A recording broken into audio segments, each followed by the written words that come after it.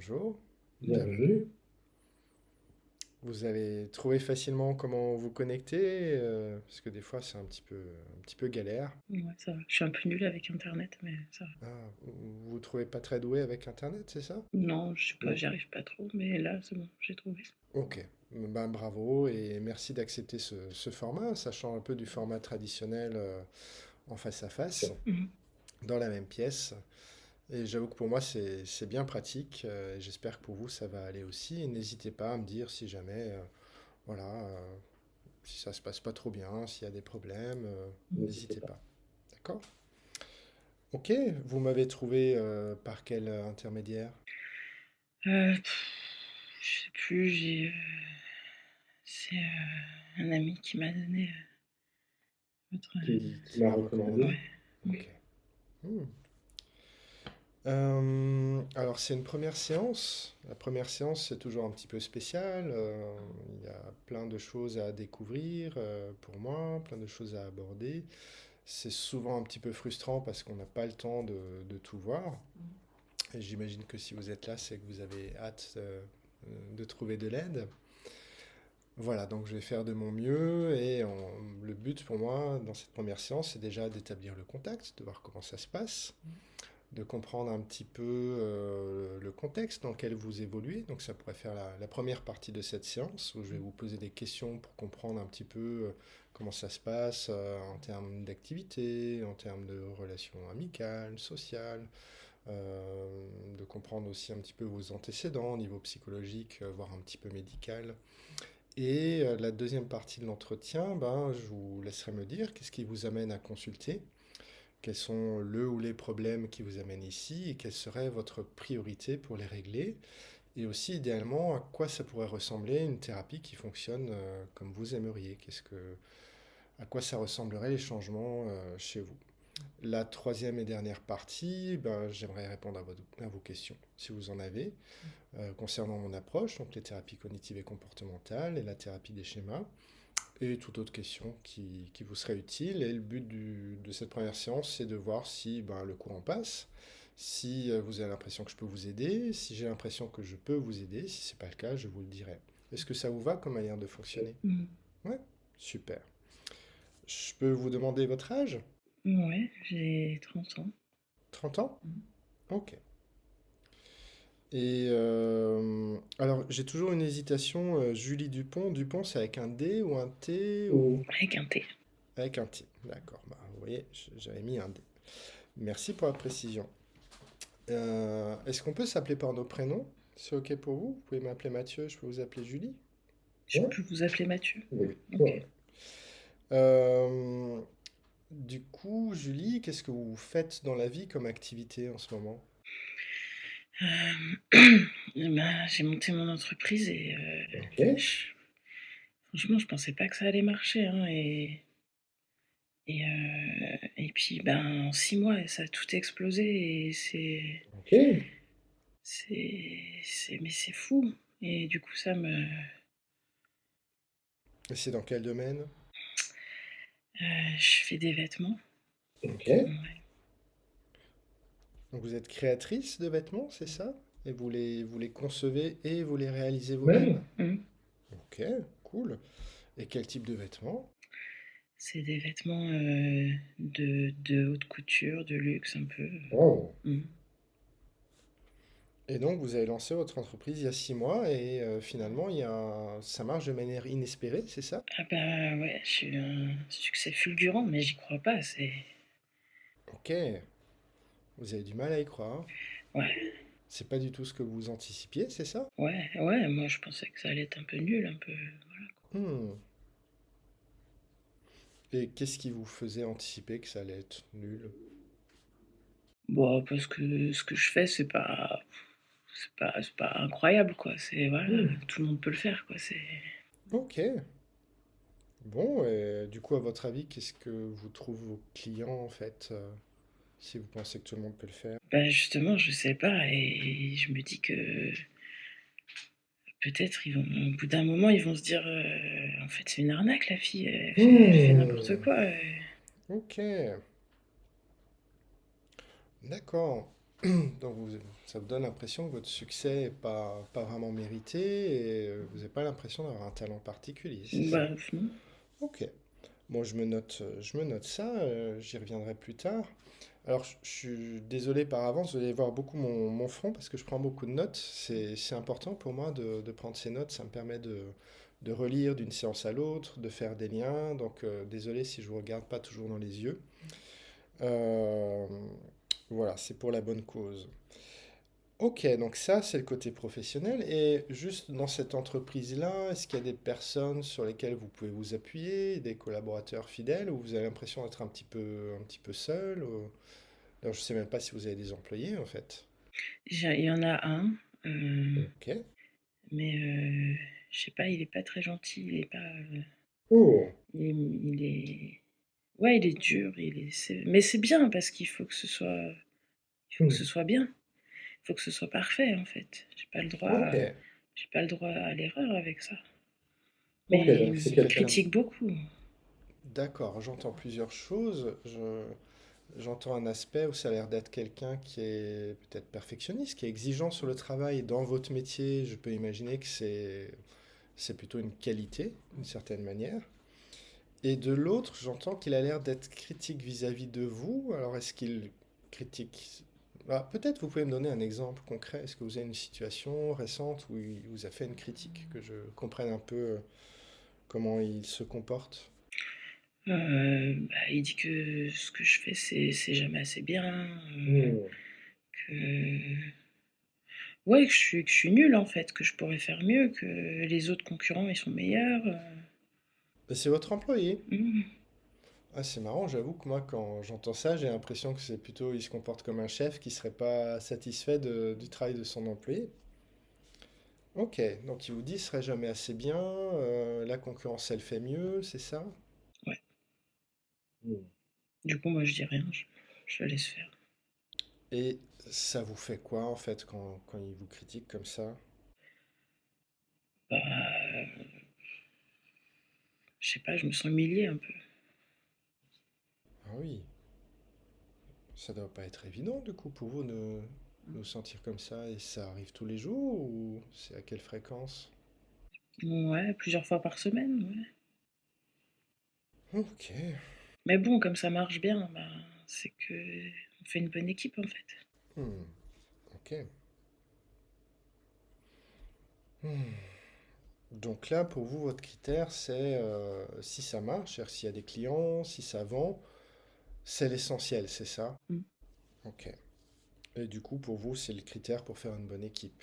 C'est que ça marche au final au niveau financier, c'est ça? Bah ouais, Ok. ouais. D'accord. Bon, ça marche. Euh, et votre objectif pour cette entreprise, ce serait quoi finalement si tout continue à bien fonctionner, est-ce que vous avez un peu un rêve, c'est pas, imaginons cette même trajectoire, dans 5 ans, dans 10 ans, ça ressemblerait à quoi? Hmm.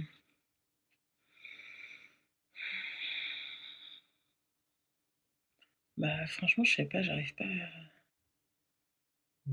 à imaginer, parce que je me dis que ça va tout capoter au bout d'un moment en Ouais. fait. Ok, vous avez du mal à croire que ça puisse continuer sur ce succès-là. C'est un peu ce que vous me disiez. Déjà, c'est presque un miracle que ça marche. Ouais. Hein, si je reprends un peu l'idée directrice, même si c'est mes mots à moi. Euh, et vous attendez un peu à être j'ai presque envie de dire démasqué à un moment donné, et qu'on dise ah en fait elle c'est pas vraiment quelqu'un qui fait de la qualité, c'est pas bien, on a comme si on pouvait pas vous faire confiance en fait, c'est ça qui me vient quand je fais résonner un peu vos propos. Est-ce que vous avez l'impression que c'est souvent le cas, que on devrait pas vous faire confiance, c'est ça? Bah ouais, parce que je sais pas, je fais pas, je suis pas terrible en fait. Je suis pas, Hmm. ouais. Il y en a qui font beaucoup mieux que moi. Ok. Moi, j'ai rien de spécial. Hmm. Ok.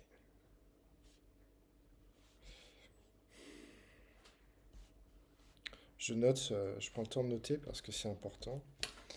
Euh, donc ça, c'est au niveau professionnel. Euh, Au niveau de la famille, est-ce que vos parents sont encore vivants? Mhm. Est-ce que je peux prendre leur prénom, leur âge et la profession qu'ils ont ou qu'ils avaient s'ils sont à la retraite? Mhm. Alors, mon père, il s'appelle Édouard. Alors, Édouard, Il a 60 ans. 60 ans, Mhm. ok. Et il travaille ou travaillait dans quel domaine? Il a jamais vraiment travaillé. Il était plutôt à la maison. À la maison, Ouais.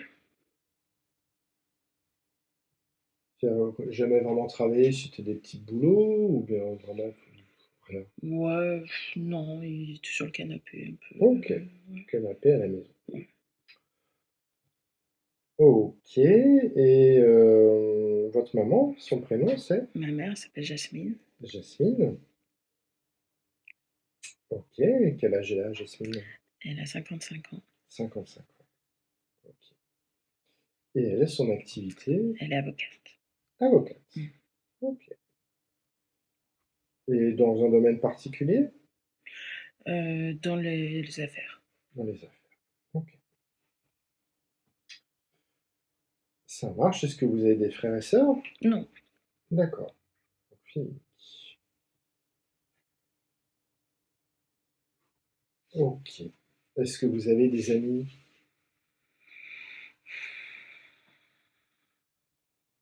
Bah, comme tout le monde.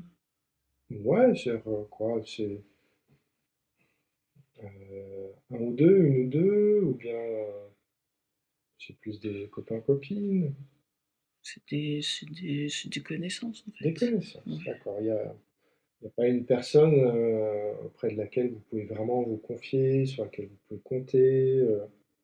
Non, pas trop, non. D'accord, ok. Merci.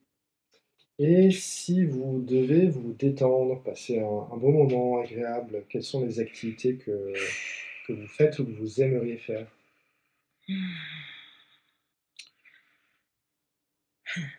Ben, je sais pas si c'est une activité.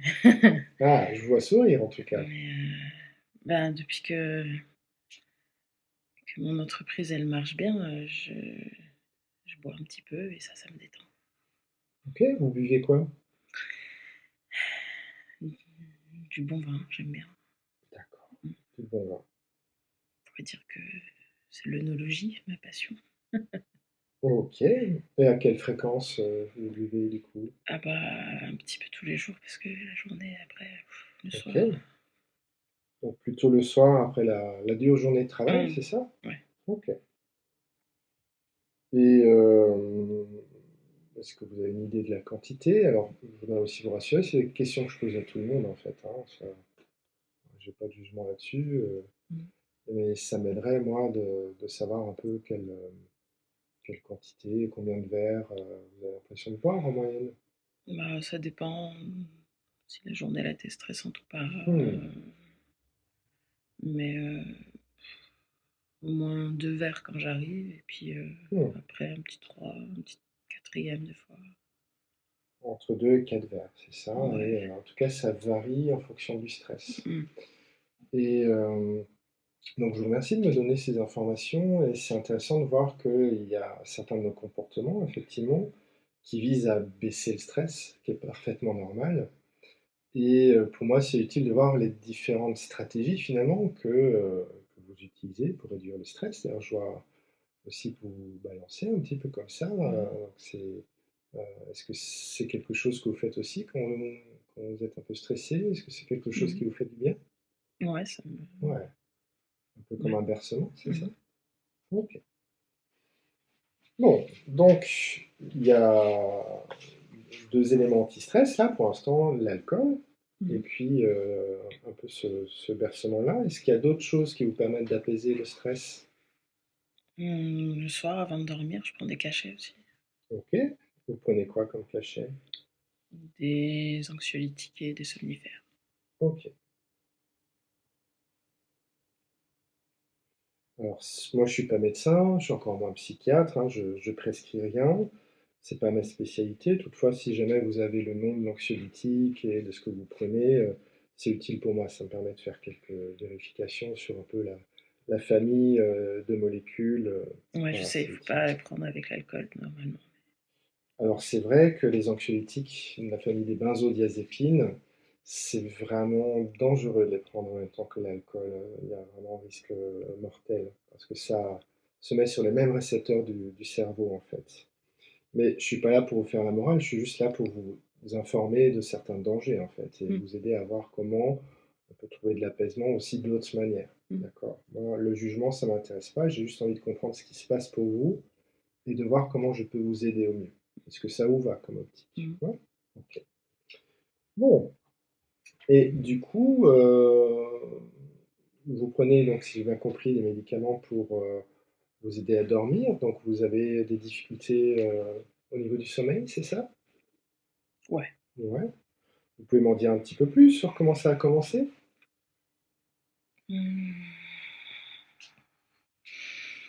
Mm, j'ai jamais très bien dormi en fait. Ok. Depuis déjà toute petite, vous ne vous souvenez pas avoir vraiment eu des périodes où vous avez bien dormi? Bah déjà au collège et tout. Hmm. Mm,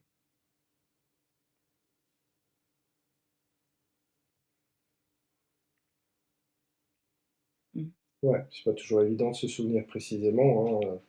On fait déjà avec vos impressions, les souvenirs mm. qu'il y a là. Donc j'ai l'impression en tout cas que depuis le collège, là vous vous souvenez que ça... Là c'est sûr que déjà le sommeil c'était pas terrible, c'est ça? Ok. Et au collège, c'était comment de manière plus globale pour vous? Bah, je sais pas, j'étais souvent toute seule. Ok. Les autres ils se moquaient un peu de moi. Les autres se moquaient? Ouais. Ok. Et qu'est-ce Bah, qu'ils disaient du coup les autres? je sais pas, du truc de gamin comme tout le monde quoi. Hmm.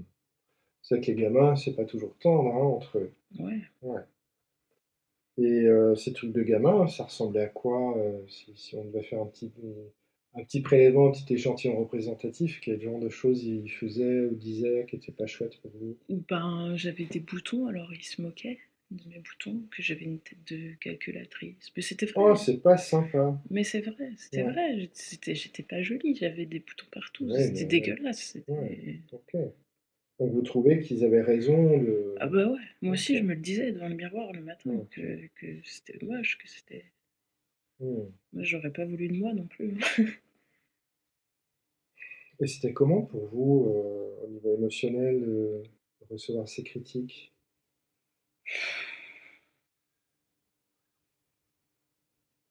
Bah, je sais pas. Hmm, je- hmm. Bah, ça fait pas plaisir, mais je sais pas, c'est comme ça. Ouais.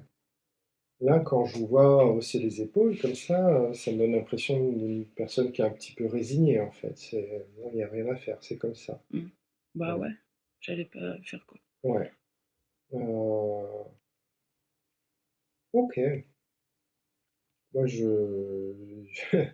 j'avoue, quand je me mets, j'essaye de me mettre à votre place, ça me fait un petit pincement au cœur de me dire, purée, tiens, on se moquait de moi comme ça, c'est pas évident. Ok. Ben ouais, c'est pas Ouais. cool de Ouais. se sentir rejeté, mais Bah oui. si je disais quelque chose, ce serait pire alors. Ouais. Ça vous est arrivé d'essayer de dire quelque chose?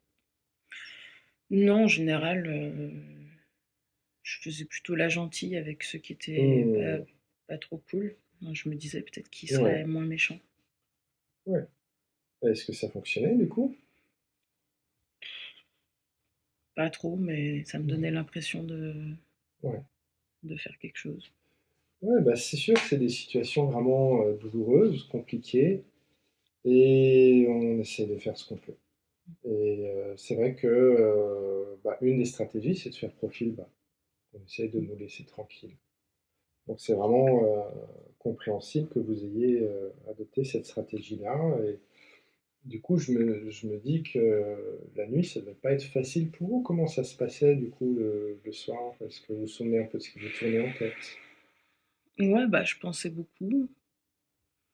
Ouais. Je me disais bah ouais, que j'étais nulle, que j'étais Mmh. moche, que les autres ils étaient mieux que moi, que bah c'est normal en fait que personne voulait Mmh. jouer avec moi parce que franchement, voilà quoi. Mmh. Ah. Donc finalement, ce que les autres semblaient dire de vous, vous le repreniez un peu à votre compte, en fait. Vous avez Mmh. l'impression que c'était vrai, OK. Ouais. Mmh. OK, donc ça tournait un peu en boucle la nuit et Mmh. du coup, ça vous empêchait de trouver le sommeil, c'est ça? Mmh. Et OK, est-ce qu'il y a d'autres émotions qui étaient là, à ce moment-là, le soir? Parce que là, je vois, en tout cas, il y a une part de vous qui hausse les épaules et qui est résignée. Est-ce qu'il y avait d'autres émotions? Bah des fois ça me mettait en colère un peu. Ah oui, Mmh. bah, je peux comprendre, parce que Mmh. c'est pas sympa comme comportement. Bah ouais. Ouais. Et du coup, quand il y avait cette colère, qu'est-ce que vous imaginiez en même temps? Ou est-ce qu'il y avait des images de, je sais pas, moi je peux imaginer de revanche Mmh. ou Non, que j'étais en non? colère contre moi, Ah pas d'accord, contre les merci de autres. préciser. Mmh. Mmh. En colère contre vous, et vous vous disiez quoi du coup, Bah j'étais en colère de pas être mieux, Ouais. de pas arriver à Mmh. être, je sais pas, normale comme les autres, Ouais, pas être normal. mmh. Ça vous vous trouviez pas normal quoi, du Ouais, coup? Ouais. Mmh. ça avait l'air facile pour les autres, mais je sais Mmh. D'accord. Et finalement, maintenant que je vous entends, avoir précisé ça, je trouve que ça fait écho à ce que vous me disiez en début de séance, un peu par rapport à votre activité professionnelle. pas. Mmh. Hein, l'impression de pas être, comme les autres, de pas mériter les bonnes choses qui arrivent, d'être plutôt nul en fait Mmh. et de vous attendre à ce qu'une fois de plus, on vous dise que vous êtes nul, que vous êtes pas à la Mmh. hauteur, pas normal. OK. Et je sais pas, est-ce que vous aviez déjà fait ce lien? C'est-à-dire Mmh. Bah, de toute façon, je me dis ça un peu dans tous les domaines, donc OK, d'accord, donc c'est dans c'est pas beaucoup de étonnant, domaines. quoi. OK, bah, je me note ça, on explorera ça vraiment plus en détail. Je voudrais Mmh. revenir, donc on était un petit peu sur votre consommation de vin, vous disiez aussi les Mmh. médicaments. Est-ce qu'il y a d'autres substances, que vous prenez, le tabac, le cannabis, d'autres choses? Mouais, je fume des petits joints des fois, mais OK, ouais, donc des joints de quoi? C'est la de marijuana? cannabis, ouais. Mmh. Cannabis, OK. Et quand vous dites quelques fois, c'est quoi? 1 ou 2 fois par mois, quelques fois par semaine, une fois par jour? C'est plutôt le week-end. Ouais, OK, c'est le le week-end pour, week-end. décompresser un peu, OK. plus, être, stressé là, un peu, Ouais, plus ouais, penser, plus j'entends et je comprends mieux avec ce que vous me dites comme contexte que, vous devez avoir une sacrée pression sur les épaules. mmh, Parce que je me dis que si vous vous sentez pas à la hauteur, si vous vous sentez nul et qu'en fait, ben, vous êtes dans un domaine qui est très compétitif mmh, avec un employé qui vous pousse, qui met la barre très haut et ça fait vraiment un grand écart en fait, du coup, j'imagine beaucoup de pression, mmh. effectivement. Ouais.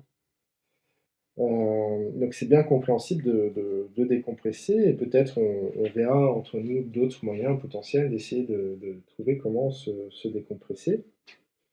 Hem, je réfléchis et du coup, quand vous avez fumé, alors je sais pas, c'est un joint ou 2 le week-end, vous vous sentez comment? C'est comment dans votre corps? Bah, je pense plus à rien, hein, Mmh, je flotte, je suis bien, quoi. OK. Donc il y a un aspect vraiment, ces pensées désagréables, elles sont plus là, c'est Mmh. ça? Mmh. Et dans le corps, vous dites un flottement. Ouais, Et du coup, peut-être, vous pouvez me dire si c'est possible pour vous, bah, quand vous êtes stressé, c'est comment dans votre corps, en fait? je sais pas, OK, je sais pas. d'accord. Vous sentez pas une tension particulière,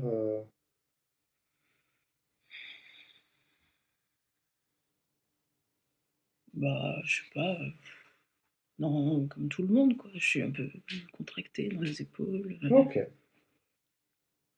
Ouais, je pose des questions qui sont pas forcément évidentes parce qu'on fait pas toujours attention à ce qui se passe dans notre corps. Donc, Mmh. je comprends bien que ça peut être un peu désorientant, qu'on ne sait pas forcément répondre du premier Mmh. coup. Et là, déjà, c'est super que vous puissiez voir qu'effectivement, dans les épaules, il y a une tension comme ça. C'est déjà un bon élément. Ok. Est-ce que vous êtes déjà allé consulter un psychologue ou un psychiatre précédemment? Non. Non? Ok, ça marche. Et est-ce que vous avez essayé de trouver de l'aide d'autres manières? Bah, non, ça va. Ok. Et du coup, ce qui vous amène à consulter, c'est quoi? Qu'est-ce qui vous pose le plus problème et sur lequel je pourrais éventuellement vous aider?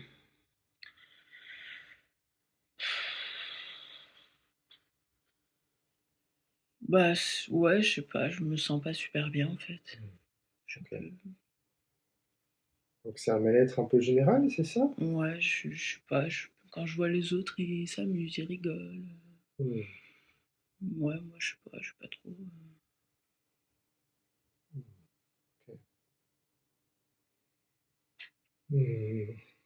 Donc ce serait pour avoir plus de joie dans votre vie? bah, ça, je sais pas si c'est possible, mais Ok. me sentir un peu, moins mal. Ok. Et si vous deviez aller quantifier à la louche votre degré de mal-être, si on imagine une échelle de 0 à 100%, 100% de mal-être, c'est vraiment l'envie de mourir immédiatement parce que c'est tellement horrible. Mmh. 0% de mal-être, c'est vraiment la joie totale. Là, vous vous situez à quel pourcentage à peu près?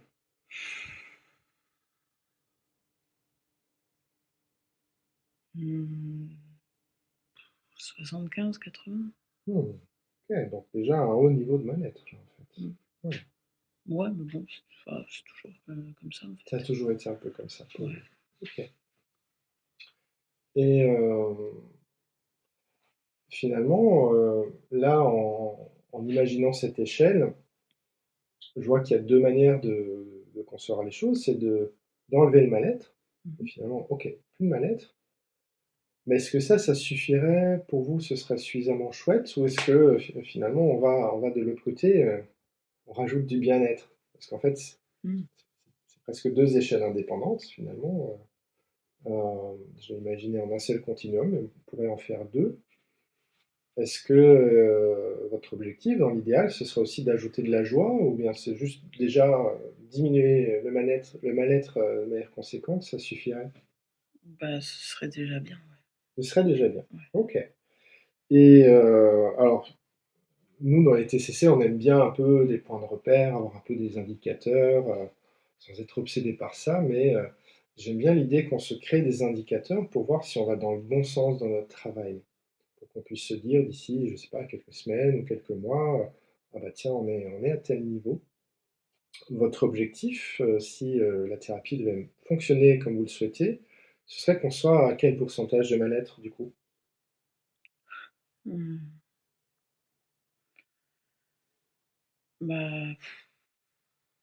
Bah l'idéal, ce serait zéro, hein. Ah bah on est Mais d'accord, on est d'accord. mais réalistement, Alors, c'est vraiment très bien que vous ayez cité réaliste.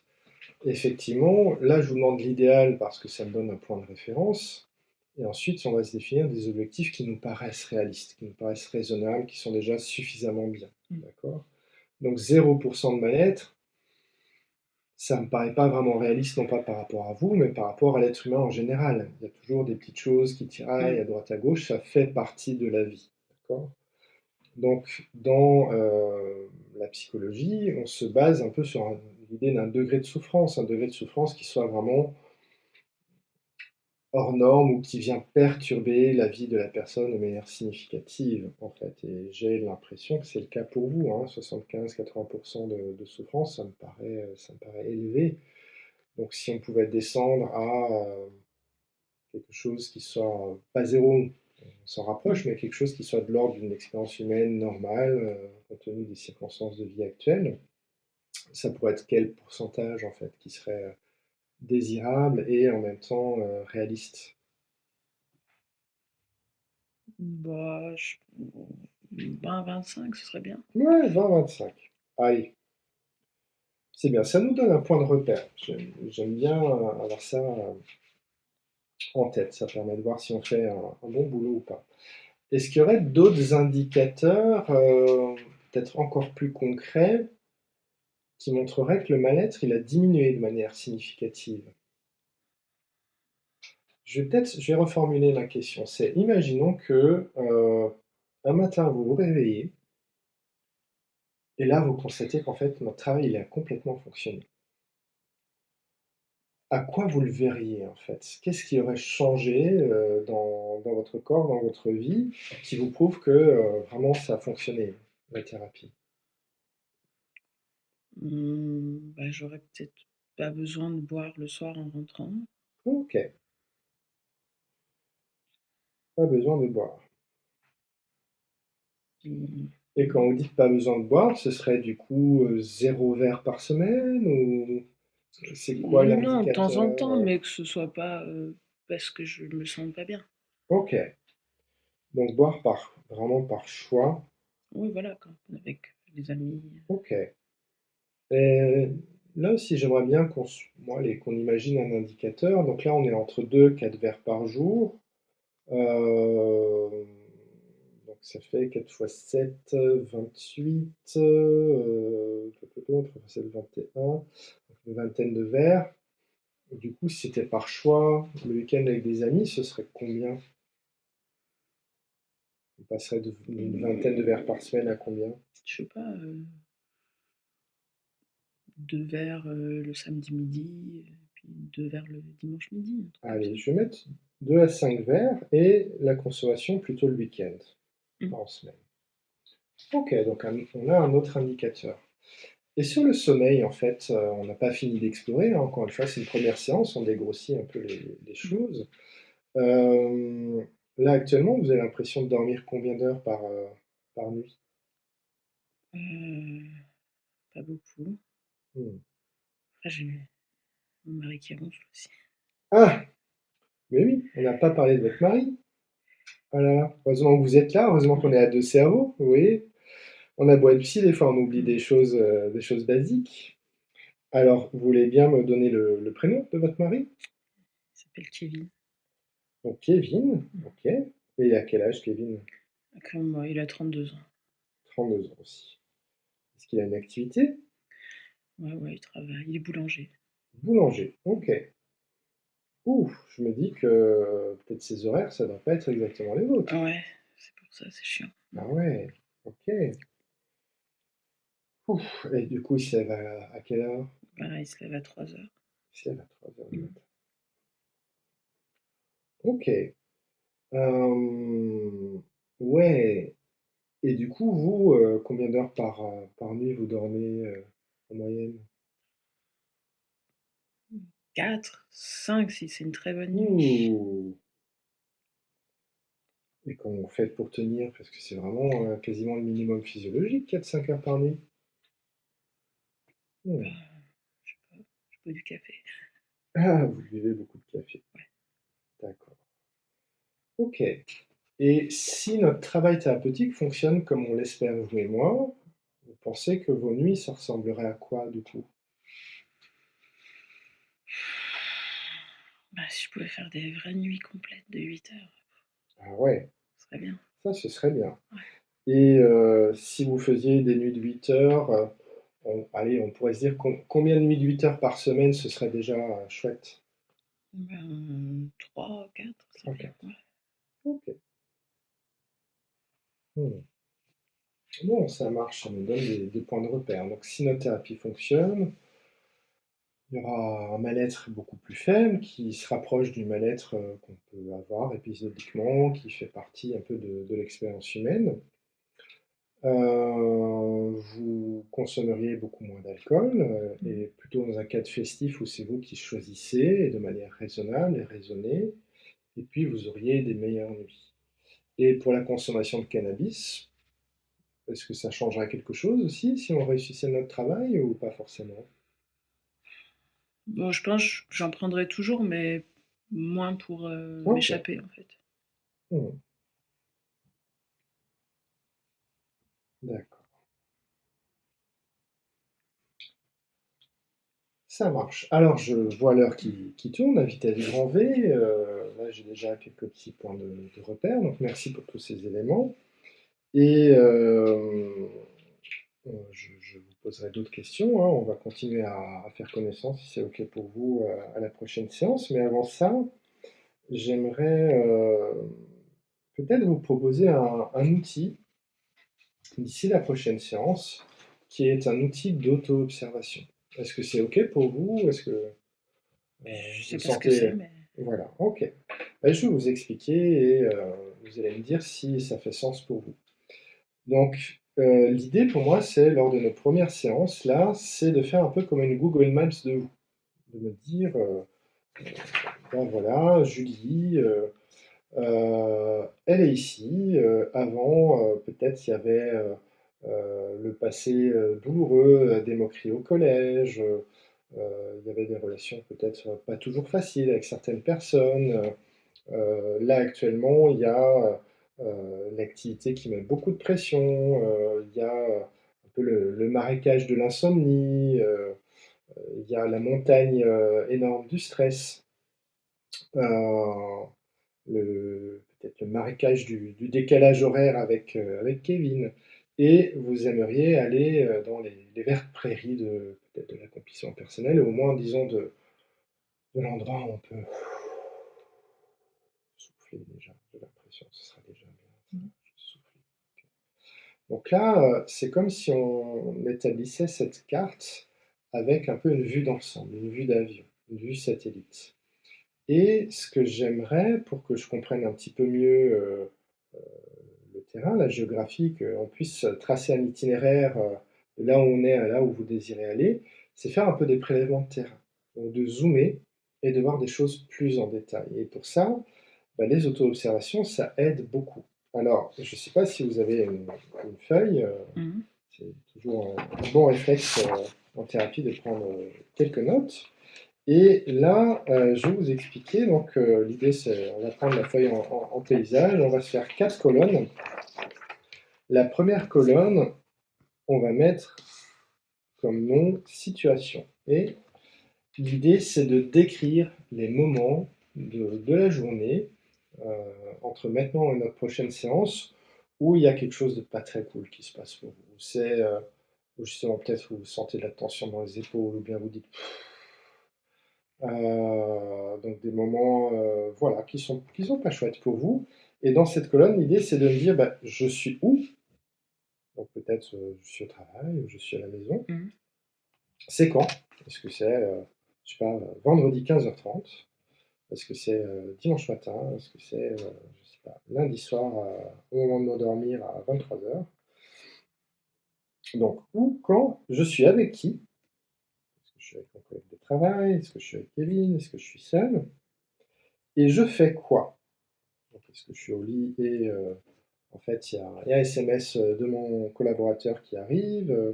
Est-ce que je suis au boulot et j'ai un email d'un client mécontent? Donc c'est quoi le contexte en fait? C'est ça l'idée dans cette colonne. La deuxième colonne, c'est il se passe quoi dans ma tête? Je vais mettre dans ma tête. Dans le jargon, on appelle ça les cognitions. C'est quoi qui se passe dans la tête? Alors ça peut être des pensées. Par exemple, vous me disiez, bah, je me dis que je suis nul, que je suis pas normal, pas à la hauteur. Ça, c'est des exemples de pensées.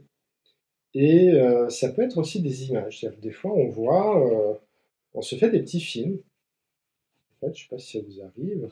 On imagine des situations. Peut-être on imagine le lendemain, tiens, on a un email, on a un client qui n'est pas content, qui se plaint. Ouais. Je vois vous gratter la tête. Ça vous fait quoi, les Mhm. explications là? Je sais pas si j'ai envie de le faire, mais Ok. Alors, merci de me le dire. Moi, j'apprécie vraiment la transparence. Et c'est vrai que bah, quand on vient consulter, qu'on a déjà comme une pile de dossiers comme ça, qu'on en a trop et que le psy, moi en l'occurrence, je rajoute quelque chose qui a l'air de s'ajouter à la pile, c'est normal d'avoir une part de nous qui dit il n'a pas compris, j'en ai trop sur mon assiette, il veut m'en rajouter. Mmh. Donc merci de me dire ça, je comprends parfaitement. Et donc là, je suis partagé en fait, c'est-à-dire que j'ai vraiment pas envie de vous rajouter du travail. Il y a ça. Et d'un autre côté, je me dis que cet outil serait vraiment utile et qu'effectivement, peut-être pendant un petit temps, ça vous rajoute un petit quelque chose, mais ça va nous aider à désempiler les choses. Euh, mais pour moi, c'est important d'être sûr que c'est OK pour vous. Et peut-être, bah, si ça ne vous va pas, c'est OK, hein, on peut se dire, bah, pendant un premier temps, on ne fait pas ça.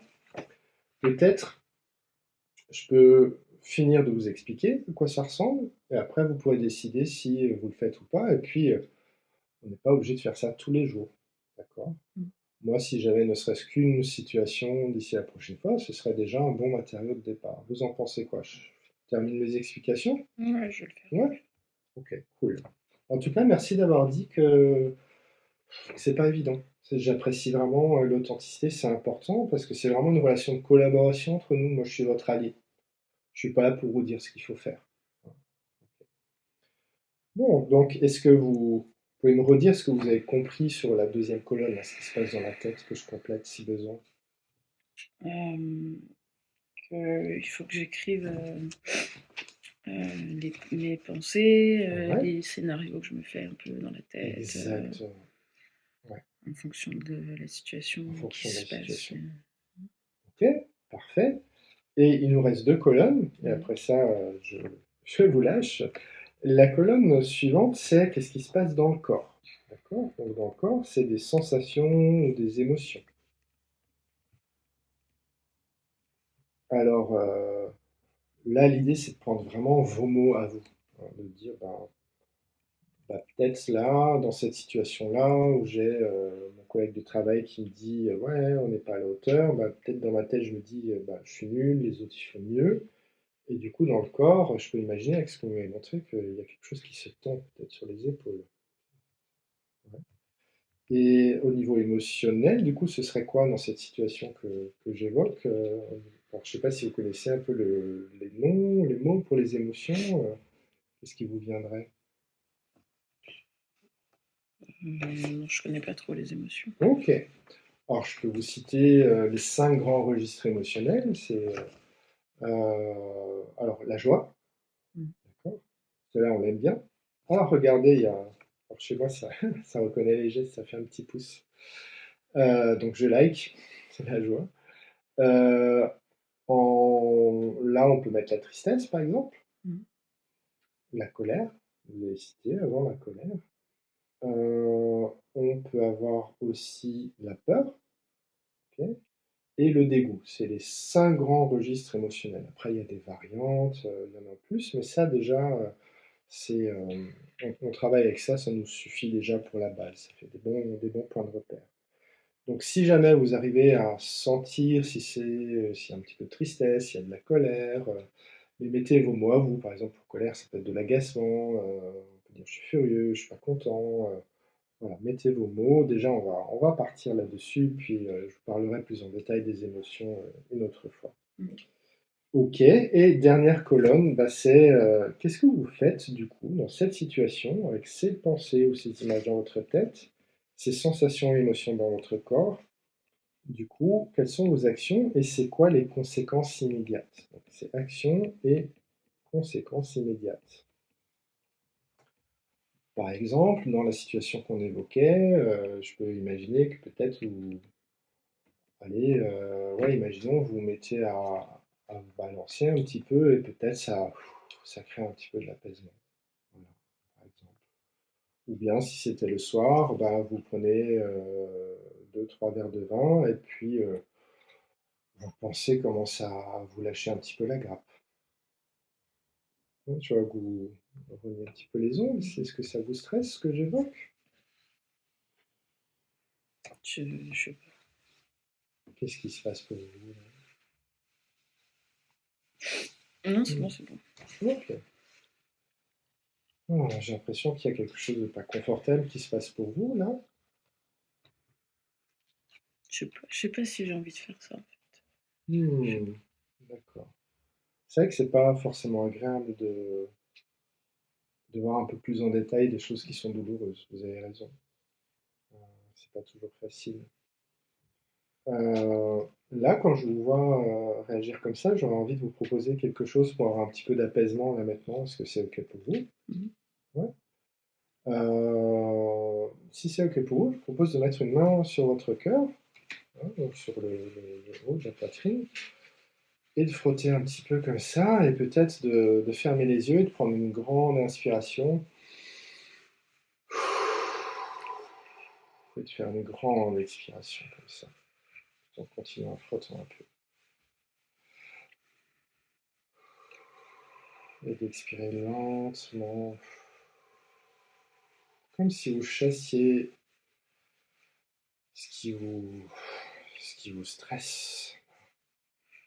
Et puis, maintenant, vous pouvez, en continuant un petit peu ça, en respirant plus tranquillement, essayer de mettre votre main statique et de sentir la chaleur de la main sur votre poitrine. Hmm. Et d'imaginer que cette chaleur diffuse dans votre poitrine et dans votre corps.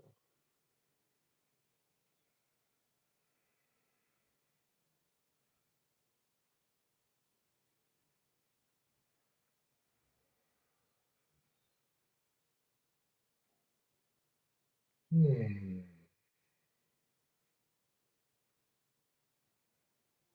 Hmm.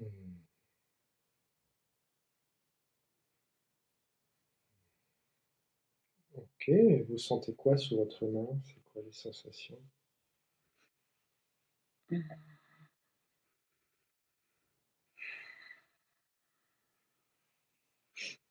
Mhm. Je sais pas, c'est mon corps, quoi. Ouais. Est-ce que vous sentez un peu de chaleur? Un petit peu. Un petit peu. Ok. Est-ce que du coup, c'est un petit peu moins désagréable maintenant qu'avant? Hmm.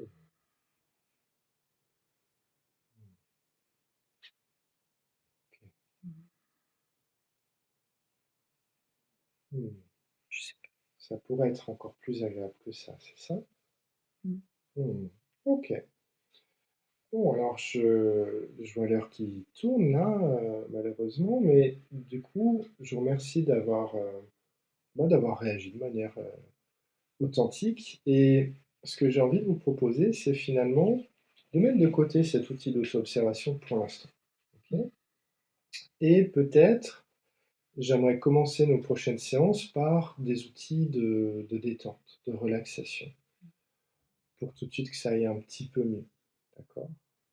Et on verra dans un second temps comment on peut explorer les choses et voir un petit peu ce qui se passe dans la tête. Donc, en thérapie cognitive et comportementale, on travaille sur plusieurs angles en même temps.